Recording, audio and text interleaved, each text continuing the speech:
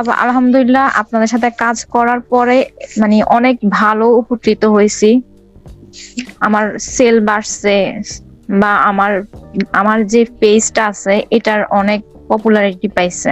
আমি আপনাদের মাধ্যমে হয়তো দেখা যাচ্ছে আমি আমার পেজটাকে একটা ব্র্যান্ড হিসেবে আমি সামনে হয়তো আরো বেশি আগাইতে পারবো। আমার কাছে এটাই মনে হয়েছে, যার জন্য আসলে আমার কাছে মনে হচ্ছে যে হ্যাঁ আপনার সাথে কাজ করা যায়। কস্টিংটা আসলে ওটা ম্যাটার করে না, যে যখন আমার পর্যাপ্ত পরিমাণে আমার ভালো একটা ব্র্যান্ডিং হয়ে যাবে আমার এটা হয়, তখন আসলে এই কস্টিংটা কিছুই মনে হবে না, বা আমি যে কষ্টটা করতেছি এটা কিছুই মনে হবে না আমার কাছে।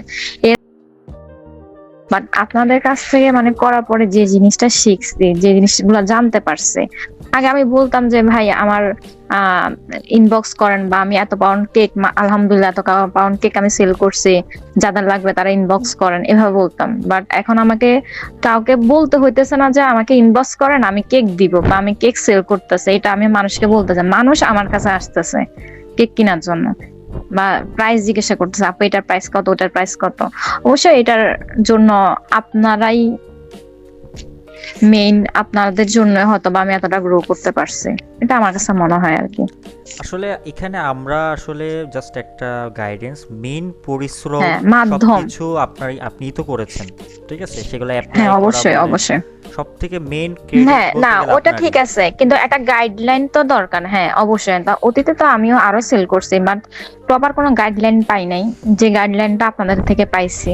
এবং হ্যাঁ। সেল তুলনামূলক তো আপনি বলতেছেন যে আপনার বাড়ছে, আগে কি ডেইলি 2টা করে আসতো, 3টা করে আসতো? না। এখন তো 2টা বা 3টা করে আসতেছে। আমরা এখান থেকে থার্ড উইকে গিয়ে যে উইনিং কন্টেন্ট বা উইনিং কিছু ক্যাম্পেইন পেয়েছি, সেইটাকে আস্তে আস্তে আমরা স্কেল করব কিভাবে, সেটা নিয়ে এখন আমরা কাজ করতেছি, ঠিক আছে? যেমন আজকের মিটিংয়ে আমি আপনার সাথে ডিসকাস করলাম প্রথমত যেই বিষয় নিয়ে, যে আপনার ডেইলি 2টা সেল কনফার্ম হচ্ছে, এখন এই 2টা থেকে 4টার জন্য যে বিষয়টা, এটা কি এখন আপনার অবজেকশনটা আগের তুলনায় সলভ হয়েছে কিনা? হ্যাঁ, ঠিক আছে। আপনি যেভাবে বলছেন এভাবে সলভ করা পসিবল। হ্যাঁ, পাশাপাশি আরেকটা বিষয়, যে আপসেল প্রোডাক্ট হিসেবে আপনি কিছু কোর্স সেল করতে চেয়েছিলেন, বা সরি কেক মেক করা শেখাবেন, ঠিক আছে? হ্যাঁ। যাতে এখান থেকেও আপনার আরেকটা সোর্স ক্রিয়েট হয়, এটা যেখান থেকে আসলে আপনার এখানে আপনার আলাদা কোনো মার্কেটিং কস্ট নাই, এটা আপনার নাই। এক্সিস্টিং যে ক্লায়েন্ট আছে তাদেরকেই কনভার্ট করা আমার কোর্সের জন্য। কারণ আপনি এখন কেকের আপনি যে কন্টেন্টগুলো মেক করতেছেন, আপনি না বলতেছেন আমার থেকে কিনেন, আপনি অ্যাজ এ এক্সপার্ট হিসেবে মানুষের পেইন পয়েন্ট নিয়ে কথা বলেন। তো পেইন পয়েন্ট নিয়ে কারা কথা বলে? যারা এক্সপার্ট, তারাই তো। তারাই তো এবং বলে। কোথাও জি। তো বলেন না যে আমার কাছে কেক শিখতে আসেন, কিন্তু ইনবক্সে আপনার কাছে কি বলে যে আমি শিখতে চাই। হ্যাঁ। তার মানে সে বুঝতে পারতেছে আপনি এক্সপার্ট। হুম। সো এই বিষয়েও তো আপনার একটা গ্রোথ আপনি বা এই প্লাস সাইডে একটা প্লাস পয়েন্ট পয়েন্ট আপনি হয়েছে। পাচ্ছেন, ঠিক আছে? এবং এই যে উইকলি মিটিংগুলো করা হয়েছে, কনসাল্টিংগুলো, এটা আসলে সব থেকে বেশি ইম্পর্টেন্ট হিসেবে আপনার কাছে মনে হয়েছে কিনা, বা এটা আসলে অ্যাকচুয়ালি কাজে দিছে কিনা, বা আমি যে ট্যাকটিক্সগুলো বলেছি কাস্টমার হ্যান্ডেলের ক্ষেত্রে।